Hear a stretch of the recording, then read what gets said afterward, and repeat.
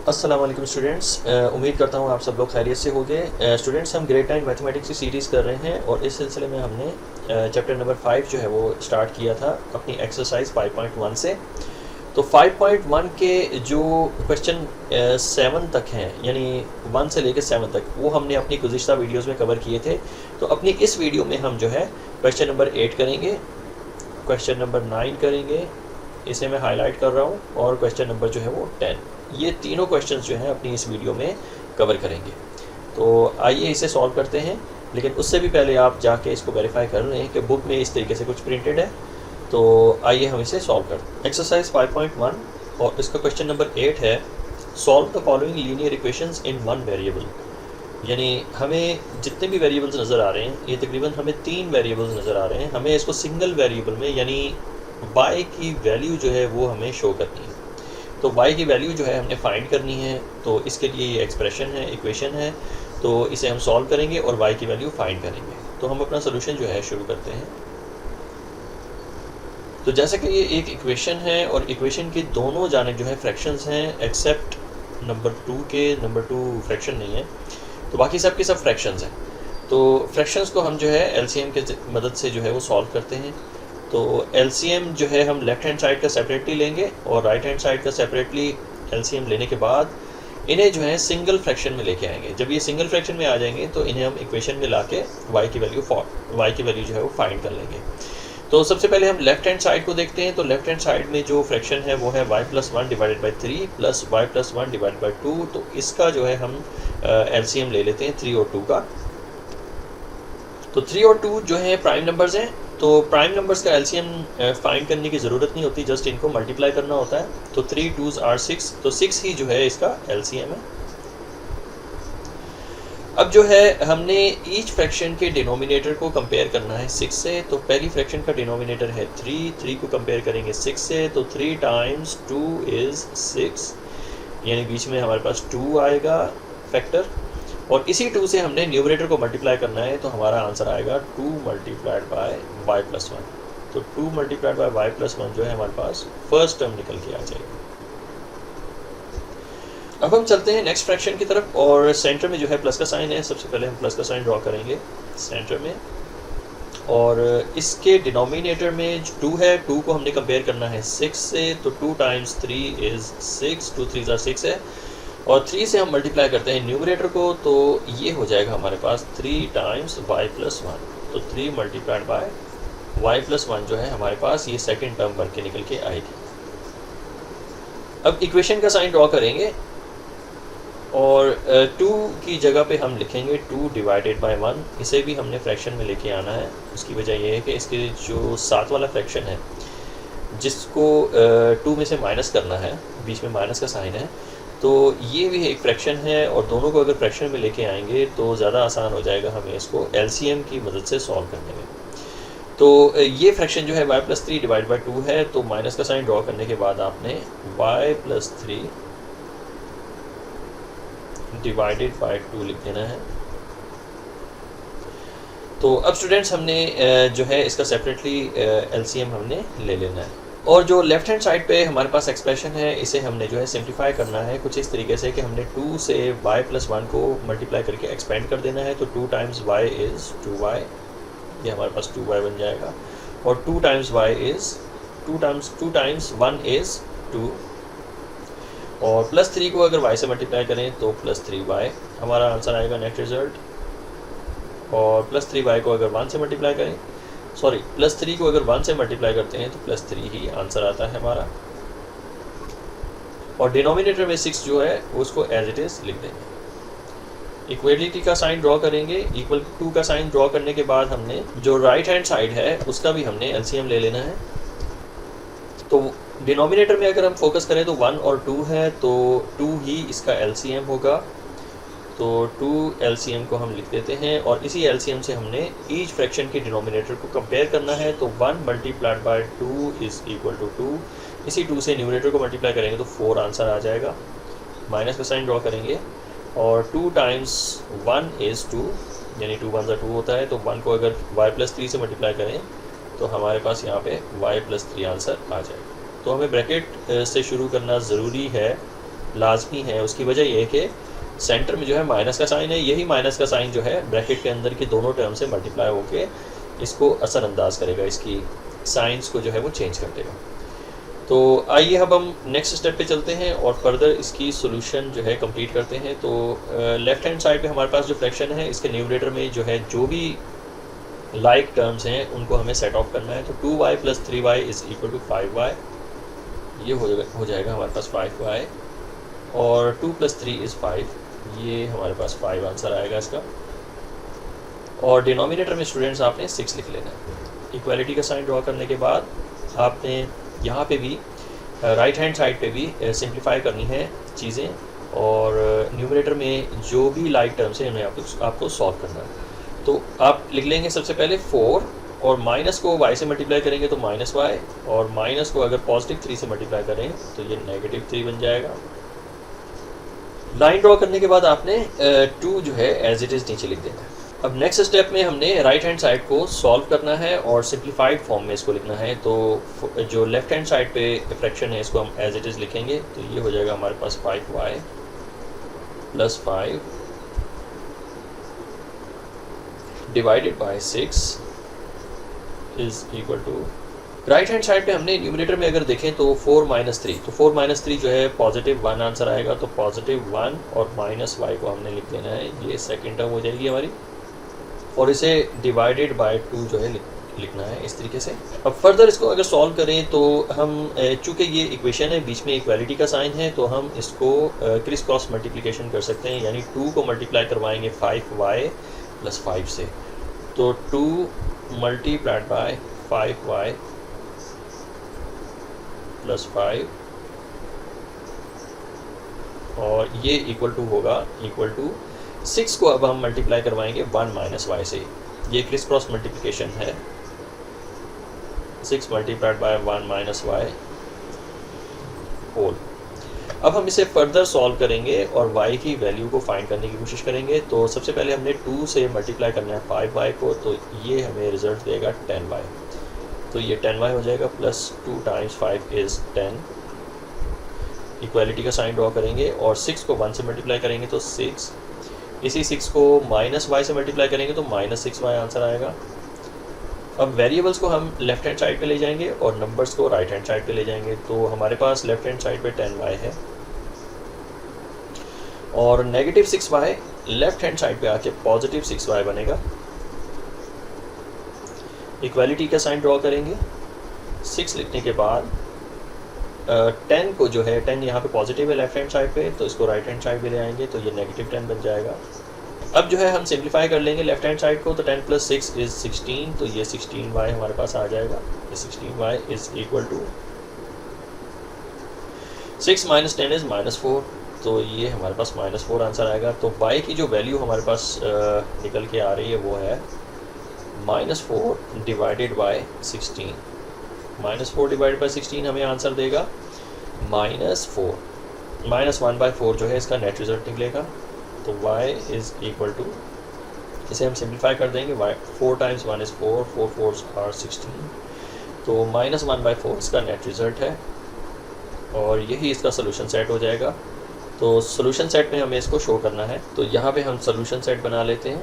Solution set = square bracket से start करेंगे, और चूँकि y की वैल्यू -1/4 है तो -1/4 को कर्व ब्रैकेट के अंदर लिखेंगे।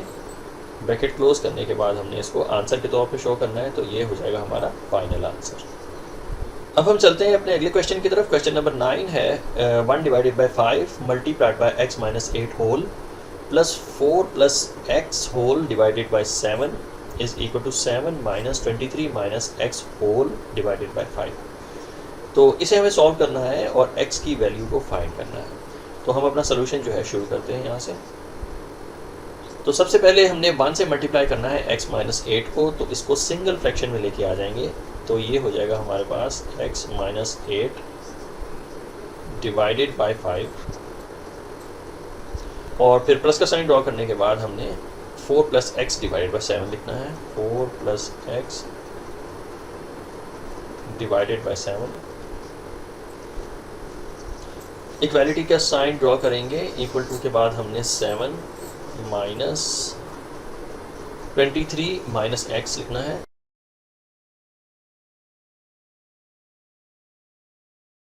Divided by 5। सो अब स्टूडेंट्स हमने यहाँ पे चूँकि ज़्यादातर फ्रैक्शंस हैं तो यहाँ पे हमें एलसीएम लेना पड़ेगा। आप चाहें तो इकट्ठे एलसीएम ले सकते हैं, लेफ़्ट हैंड साइड का भी और राइट हैंड साइड का भी। उसमें फिर ये होगा कि आपको डिनोमिनेटर जो है वो एलिमिनेट करना पड़ेगा, लेकिन मैं आपको जो है सेपरेटली एलसीएम लेके इसको सॉल्व करके दिखाऊंगा ताकि ईच एंड एवरीथिंग आपको अच्छे तरीके से समझ में आ जाए। तो सबसे पहले चलते हैं लेफ़्ट हैंड साइड की तरफ, और लेफ़्ट हैंड साइड में हमारे पास दो फ्रैक्शंस हैं और दो फ्रैक्शंस को हम जो है एलसीएम के ज़रिए से सॉल्व करेंगे। तो दोनों फ्रैक्शंस के डिनोमिनेटर में 5 और 7 है, तो दोनों ही प्राइम नंबर्स हैं, तो दोनों प्राइम नंबर्स का एलसीएम निकालने की ज़रूरत नहीं है, हमने इसको मल्टीप्लाई कर देना है आपस में। तो 5 टाइम्स 7 इज़ 35, तो 35 ही इसका एलसीएम होगा। हमें स्पेसिफिकली कोई एलसीएम फाइंड करने की ज़रूरत नहीं है क्योंकि दोनों ही प्राइम नंबर्स हैं। तो 35 एलसीएम है, इसी एलसीएम से हमने ईच फ्रैक्शन के डिनोमिनेटर से कंपेयर करना है 35 को। तो 5 टाइम्स 7 इज़ 35 और सेंटर में आया हमारे पास 7 से हमने मल्टीप्लाई करना है x माइनस 8 को, तो हम लिखेंगे 7 टाइम्स x माइनस 8। सेंटर में जो है हमने प्लस का साइन ड्रॉ करना है और 7 से कंपेयर करेंगे 35 को, तो 7 5 टाइम जो है 35 होगा। तो 5 से हम मल्टीप्लाई करेंगे न्यूमरेटर को, तो हमारा आंसर आएगा 5 मल्टीप्लाइड बाय 4 प्लस एक्स। बिल्कुल इसी तरीके से हमने इक्वालिटी का साइन ड्रॉ करके राइट हैंड साइड पे भी एलसीएम ले लेना है। तो यहाँ पे हमने 7 के नीचे जो है 1 पुट कर देना है ताकि हम इसका एलसीएम ले सकें। तो डिनोमिनेटर में आपने देखा कि 1 और 5 हैं, तो 5 ही इसका जो है वो एलसीएम होगा और 5 से हमने कंपेयर करना है ईच फ्रैक्शन के डिनोमिनेटर को। तो फर्स्ट फ्रैक्शन के डिनोमिनेटर में 1 है, तो 1 multiplied by 5 is equal to 5 और 5 से ही हमने न्यूमरेटर को मल्टीप्लाई करना है। तो 5 मल्टीप्लाइड बाय 7 इज़ 35, तो 35 हमारा जो है यहाँ पे फर्स्ट टर्म निकल के आएगी एज अ नेट रिज़ल्ट। और सेंटर में जो है माइनस का साइन है, माइनस का साइन ड्रॉ करने के बाद आपने कंपेयर करना है 5 को 5 से, तो 5 टाइम 1 इज़ 5, इसी 1 से हमने न्यूमरेटर को मल्टीप्लाई करना है, तो ये हो जाएगा ब्रैकेट के अंदर। तो इस तरीके से हमने अपना एलसीएम का प्रोसेस जो है कंप्लीट करना। नेक्स्ट स्टेप पे चलते हैं और न्यूमरेटर्स में जितनी भी वैल्यूज़ हैं इनको हम जो है एक्सपेंड करेंगे, सॉल्व करेंगे और एक्स की वैल्यू फाइंड करने की कोशिश करेंगे। तो सबसे पहले हम लेफ्ट हैंड साइड पे न्यूमरेटर की तरफ चलते हैं, तो 7 को x से मल्टीप्लाई करें तो ये 7x और माइनस का साइन ड्रॉ करेंगे और 7 टाइम्स 8 इज़ 56, तो ये हमारा आंसर 56 आएगा। और प्लस का साइन ड्रॉ करने के बाद 5 को 4 से मल्टीप्लाई करें तो 20 और 5 multiplied by x is 5x और 35 जो है बदस्तूर नीचे लिखा हुआ आता रहेगा और माइनस का इक्वालिटी का साइन ड्रॉ करने के बाद हमने राइट हैंड साइड को भी सॉल्व करना है। तो 35 जो है हमारे पास फर्स्ट टर्म है, माइनस से मल्टीप्लाई होगा 23, तो ये माइनस 23 बन जाएगा। माइनस से मल्टीप्लाई होगा माइनस एक्स, तो ये पॉजिटिव एक्स हो जाएगा और डिनोमिनेटर में जो है 5 लिखा हुआ आएगा। नेक्स्ट स्टेप में स्टूडेंट्स हमने इसको फर्दर सिंप्लीफाई करना है, तो 7x प्लस 5x जो है वो हमारे पास 12x बनते हैं टोटल, तो ये हो जाएगा हमारे पास 12x और 20 माइनस 56, तो 20 माइनस 56 को जो है हम कैलकुलेट कर लेते हैं। तो 20 माइनस 56 जो है हमारा आंसर आता है -36, तो इन दोनों की जगह पे हमने -36 को मेंशन कर देना है, -36 और डिनोमिनेटर में 35 लिखेंगे। इक्वालिटी का साइन ड्रॉ करने के बाद हमने राइट हैंड साइड को भी सिंप्लीफाई करना है, तो 35 माइनस 23 हम इसे कैलकुलेट कर लेंगे, तो 35 माइनस 23 हमारा आंसर आएगा 12, तो यहाँ जो है हम 12 को मेंशन कर देंगे और 12 प्लस x जो है हमारे पास ये न्यूमरेटर का हिस्सा बनेगा और 5 जो है इसे हमने डिनोमिनेटर में लिखना है। अब स्टूडेंट्स हमने जो भी हमारे पास इक्वेशन है अब ये सिंगल फ्रैक्शन में आ चुकी हुई है, इसकी लेफ़्ट हैंड साइड पे भी सिंगल फ्रैक्शन है और राइट हैंड साइड पे भी सिंगल फ्रैक्शन है। तो अब सिंगल फ्रैक्शन को हम क्रिस क्रॉस मल्टीप्लिकेशन के ज़रिए से सॉल्व कर सकते हैं, यानी 5 को हम मल्टीप्लाई करेंगे 12x माइनस 36 से, तो हम लिखेंगे 5 multiplied by 12x minus 36 whole is equal to 35 multiplied bye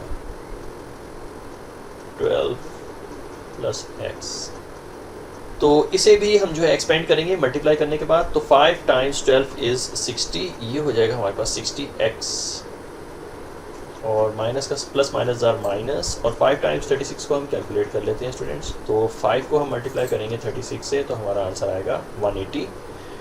तो ये हो जाएगा स्टूडेंट्स हमारे पास 180, नेगेटिव 180, और इक्वालिटी का साइन ड्रॉ करेंगे और 35 को अगेन 12 से मल्टीप्लाई करेंगे। तो 35 मल्टीप्लाइड बाय 12, तो ये है 420, हमारा आंसर आएगा 420।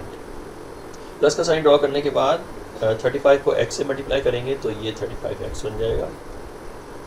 इसे हम फर्दर आगे लेके चलते हैं और सॉल्व करते हैं। तो ये हो जाएगा हमारे पास 60x, और 35x जो है लेफ्ट हैंड साइड पे जब आएगा, यहाँ पे ये पॉजिटिव था तो यहाँ पे ये नेगेटिव बन जाएगा, तो ये नेगेटिव 35x बन जाएगा।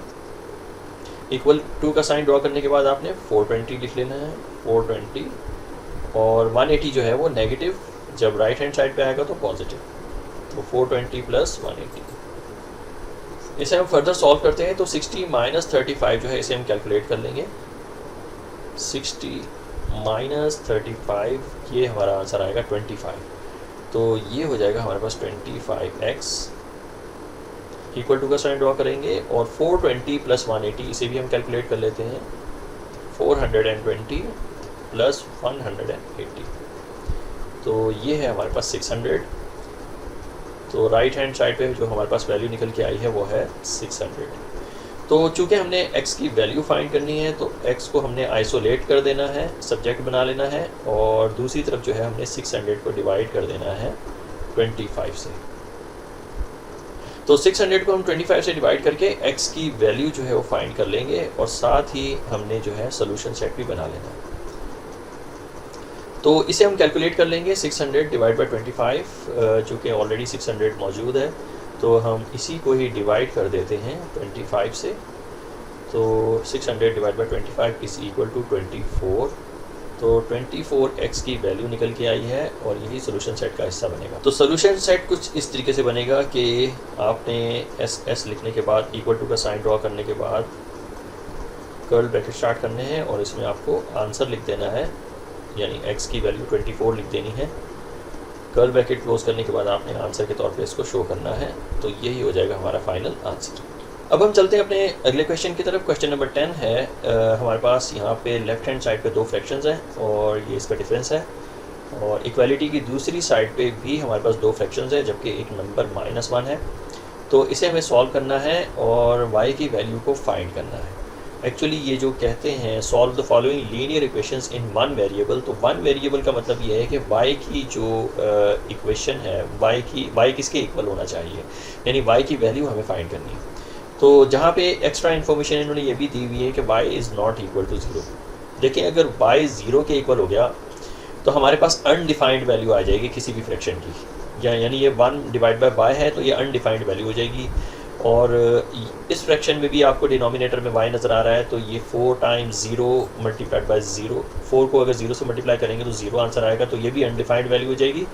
तो लिहाजा इन्होंने पहले से ही हमें मुतला कर दिया है कि y जो है वो 0 के इक्वल नहीं है, ताकि हमारा जो सोल्यूशन है वो पॉसिबली सॉल्व हो जाए और y की एब्सोल्यूट वैल्यू को हम फाइंड कर सकें। तो आइए इसे सॉल्व करते हैं। तो हमारे पास यहाँ पे लेफ्ट हैंड साइड पे 2 फ्रैक्शंस हैं, तो इनका हमने एलसीएम लेना है, और एलसीएम जो है इस तरीके से लेना है कि 2y मल्टीप्लाइड बाय 6। तो 2y लिखेंगे, मल्टीप्लाई का साइन डॉट से जाहिर करेंगे, और 6 लिख देंगे। अब हमने स्टूडेंट्स इसी एलसीएम को कंपेयर करना है हर फ्रैक्शन की डिनोमिनेटर से। तो पहले फ्रैक्शन का डिनोमिनेटर है 2y, तो 2y जो है वो कैंसिल हो जाएगा, 2y कैंसिल हो जाएगा हमारे इस 2y से। तो पीछे जो वैल्यू बच रहती है वो है 6। इसी 6 को हमने मल्टीप्लाई करना है न्यूमरेटर से। तो 6 टाइम 1 इज़ 6, तो ये हमारे पास जो फर्स्ट टर्म निकल के आ रही है वो है 6, और बीच में माइनस का साइन आपने ड्रॉ कर लेना है।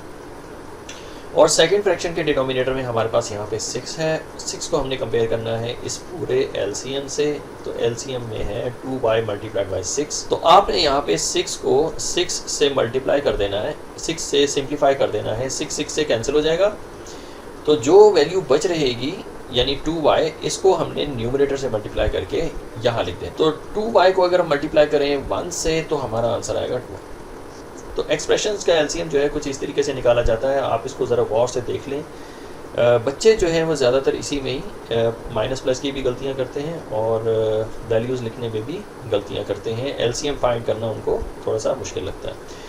तो आप अगर स्टेप बाय स्टेप इसको अच्छे तरीके से इस वीडियो को देख लें तो आपको कभी कोई परेशानी इंशाअल्लाह ताला नहीं होगी। तो आगे चलते हैं और इक्वालिटी का साइन ड्रॉ करते हैं। इक्वल टू का साइन ड्रॉ करने के बाद हमने फर्स्ट फ्रैक्शन को लिख लेना है। फर्स्ट फ्रैक्शन और जो लास्ट फ्रैक्शन है ये जो है हमारे पास फ्रैक्शन की शक्ल में है, फर्स्ट टर्म और लास्ट टर्म, और बीच में जो है माइनस का साइन है। तो हम यहाँ पे जो है अपॉन का साइन ड्रॉ करने के बाद नीचे 1 लिख देंगे ताकि ये भी एक फ्रैक्शन बन जाए और एलसीएम ले सकें इन सब का। 4y को y से मल्टीप्लाई करेंगे तो ये हो जाएगा हमारे पास 4y मल्टीप्लाइड बाय y। तो आप चाहें तो इसको 4y स्क्वायर भी ले सकते हैं, लेकिन वो बहुत ज़्यादा कॉम्प्लिकेटेड हो जाएगा आपके लिए। आसानी से अगर हम एलसीएम ले सकें तो इसका तरीक़ाकार यही है जिस तरीके से मैं आपके सामने कर रहा हूँ। तो इसी एलसीएम को हमने कंपेयर करना है। ये सारी की सारी एलसीएम है, इसे एलसीएम कहेंगे, लोवेस्ट कॉमन मल्टीपल। इसी को हमने कंपेयर करना है ईच फ्रैक्शन के डिनोमिनेटर से। तो सबसे पहले फ्रैक्शन की तरफ चलते हैं और डिनोमिनेटर को देखते हैं। तो पहले फ्रैक्शन के डिनोमिनेटर में 4y है, तो ये 4y जो है कैंसिल हो जाएगा इस 4y से, और पीछे जो बच रहती है वैल्यू वो है y, और इसी को ही हमने न्यूमरेटर से मल्टीप्लाई करना होता है। तो हमारे पास यहाँ पे y मल्टीप्लाइड बाय न्यूमरेटर में 1 है, तो y टाइम्स 1 इज़ y। हम यहाँ पे y ले, तो y को 1 से मल्टीप्लाई किए तो हमारा आंसर y आ जाएगा, और बीच में जो है माइनस का साइन है। और 1 को कंपेयर करें अगर 4y स्क्वायर से, 1 multiplied by 4y square is equal to 4y square. तो इसी 4y स्क्वायर जो सेंटर में वैल्यू आई है इसको हमने न्यूमरेटर से मल्टीप्लाई करना होता है। तो 4y स्क्वायर को अगर 1 से मल्टीप्लाई करें तो हमारा आंसर 4y स्क्वायर ही आ जाएगा। तो सेंटर में जो वैल्यू आएगी वो होगी 4y स्क्वायर। ये हमारे पास सेकंड टर्म के तौर पे आया, और फिर आपने माइनस का साइन ड्रॉ करना है, और फिर आपने थर्ड जो फ्रैक्शन है उसको उसके डिनोमिनेटर से कंपेयर करना है आपको एलसीएम से। तो इसके डिनोमिनेटर में y है, तो y को अगर हम कंपेयर करते हैं एलसीएम से तो हम y को y से कैंसिल कर देंगे, y से कैंसिल हो जाएगा, और 4y पीछे जो बच रहेगा इसको हमने न्यूमरेटर से मल्टीप्लाई करना है। तो 4y मल्टीप्लाइड बाय न्यूमरेटर, यानी कि न्यूमरेटर में 1 है, तो 4y 1s आर 4y जो है हमने यहाँ पे लिखा, तो 4y 1s आर 4y। तो इस तरीके से स्टूडेंट्स हमने एक्सप्रेशंस की एलसीएम लेनी है। इस एलसीएम को हमने अपनी पिछली वीडियोस में भी एलसीएम लिए थे एक्सप्रेशंस के, तो इसी तरीके से हमने इसको सॉल्व किया था।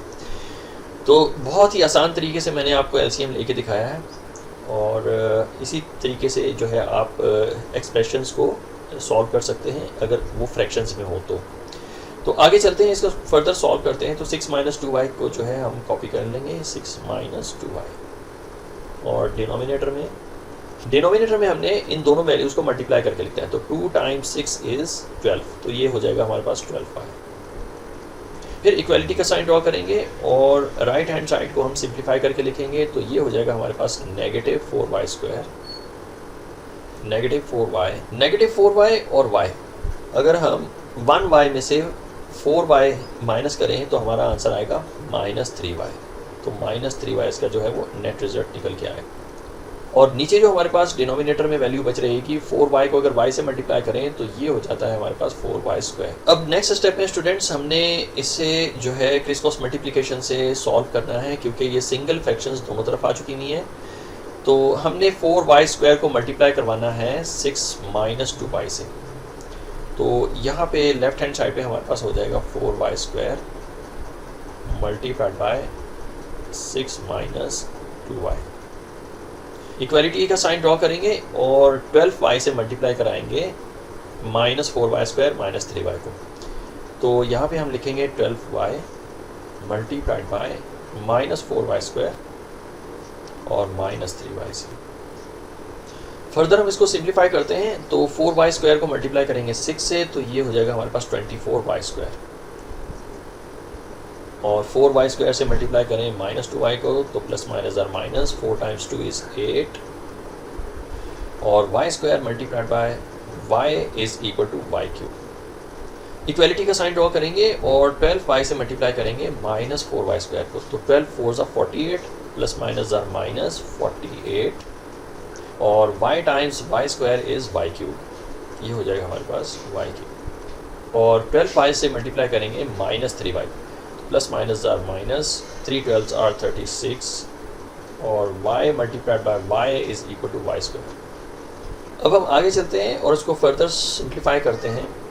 तो सबसे पहले हमने जो है माइनस 48 वाई क्यूब को लेफ्ट हैंड साइड पे लेके आना है, तो ये हो जाएगा हमारे पास पॉजिटिव 48 वाई क्यूब। इसके बाद स्टूडेंट्स हमने माइनस 8 वाई क्यूब को लिख लेना है, माइनस 8 वाई क्यूब।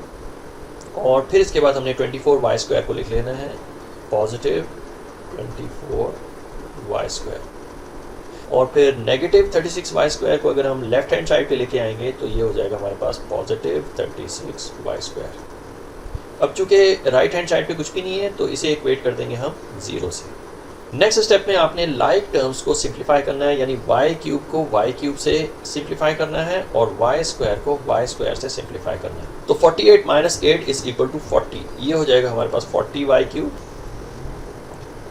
और 24 प्लस 36 इसे हम कैलकुलेट कर लेते हैं, 24 प्लस 36, तो ये हमारा आंसर आएगा 60। तो प्लस 60 वाई स्क्वायर जो है इसका आंसर आएगा, plus 60 y square is equal to 0।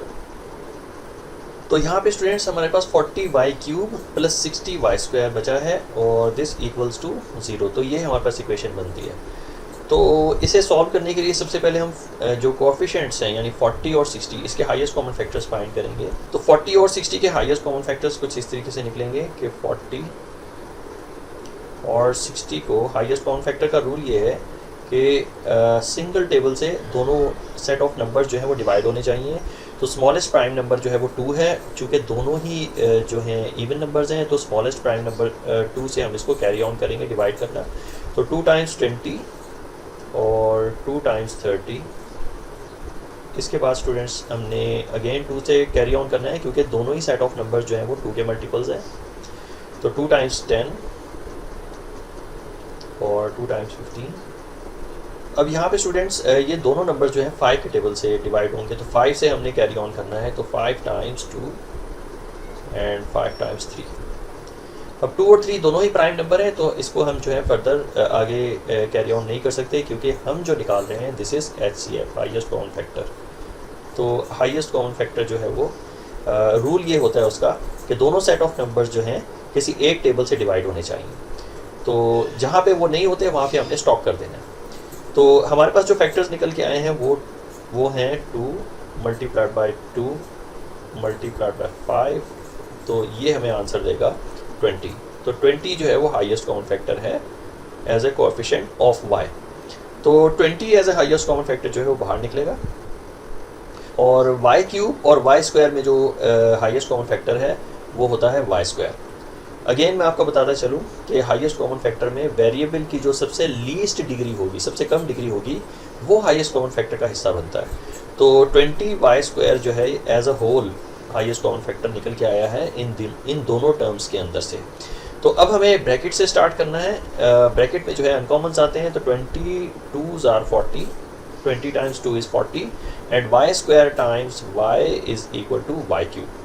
अब हमने प्लस का साइन ड्रॉ करना है और 23 आर 60, 3 टाइम्स 20 इज़ 60 और वाई स्क्वायर से कैंसिल होता है। यहाँ पे हमने स्क्वायर ब्रैकेट राउंड ब्रैकेट जो है वो क्लोज कर लेना है और इक्वेट कर देना है इसको 0 के साथ। तो ये इक्वेशन जो है हमारे पास कुछ इस तरीके से निकल के आ रही है। तो अब स्टूडेंट्स यहाँ पे हमने टर्न बाय टर्न बारी बारी 20 वाई स्क्वायर को सबसे पहले 0 से इक्वेट करना है, फिर उसके बाद 2y प्लस 3 को 0 से इक्वेट करना है। तो सबसे पहले चलते हैं और 20 वाई स्क्वायर को 0 से इक्वेट करते हैं। तो 20 वाई स्क्वायर को अगर मैं इक्वेट करता हूँ 0 से और बीच में जो है सेमीकोलन का साइन ड्रॉ करेंगे और 2y प्लस 3 को भी 0 से इक्वेट करेंगे। तो 2 प्लस 3 इज़ इक्वल टू 0 और देखेंगे y की पॉसिबल जो 2 वैल्यूज़ निकल रही हैं वो कौन कौन सी हैं। तो लिहाजा हम 20 जो है वाई स्क्वायर से मल्टीप्लाई हो रहा है, तो जब दूसरी जानिब जाएगा तो 0 से डिवाइड होके ख़त्म हो जाएगा। तो हमारे पास यहाँ पे 20 जो है वो ख़त्म हो रहा है ख़त्म हो जाएगा और ओनली हमारे पास Y square is equal to 0 बच के निकल के आएगा। तो अब अगर हम इसका जो है फाइंड करें कि हमारे पास y की वैल्यू क्या निकलती है, तो हमें दोनों जानिब स्क्वायर रूट लेना पड़ेगा क्योंकि स्क्वायर को रिमूव करना है। तो यहाँ पे स्टूडेंट्स हमने प्लस माइनस का साइन ड्रॉ करने के बाद यहाँ पे भी हमने स्क्वायर रूट ले लेना है और लेफ्ट हैंड साइड पे हमारे पास जो y है, y का स्क्वायर जो है स्क्वायर रूट से ख़त्म होता है, ओनली y हमारे पास बच के निकल के आता है और इक्वेट कर देंगे हम इसको 0 से। तो y की एक वैल्यू 0 निकल रही है। अब चलते हैं दूसरी जानिब और दूसरी इक्वेशन को सॉल्व करके देखते हैं कि y की क्या वैल्यू निकल रही है। तो हमारे पास यहाँ पे 2y, ये 3 जो है दूसरी तरफ जाके नेगेटिव 3y बन जाए, सॉरी नेगेटिव 3 हो जाएगा। और तो y की वैल्यू हमारे पास निकल के आ रही है, y is equal to -3 divided by 2। तो ये एक दूसरी वैल्यू है y की जो निकल के आ रही है हमारे सामने। तो एक वैल्यू 0 है y की, तो 0 को हम इसीलिए सोल्यूशन सेट का हिस्सा नहीं बनाएंगे क्योंकि हमारी जो एक्सप्रेशन उन्होंने लिखी हुई है, मैं आपको बताता चलूँ कि हमारे जो क्वेश्चन में ये एक कंडीशन लिखी हुई है, y is not equal to 0। तो यही वजह है कि हम 0 को सोल्यूशन सेट का हिस्सा नहीं बनाएंगे। कि अगर मैंने आपको पहले ही इसकी वजह बता दी थी कि डिनोमिनेटर में हमारे पास वेरिएबल्स हैं, तो वेरिएबल्स की वैल्यू अगर 0 हो गई तो डिनोमिनेटर में 0 आ जाएगा। तो डिनोमिनेटर में अगर 0 आ जाएगा तो मैथ एरर दिखाता है कैलकुलेटर में अगर आप डिनोमिनेटर में 0 दिखाएं तो कैलकुलेटर कहता है कि ये मैथ एरर है, तो ये अनडिफाइंड वैल्यू निकल आती है।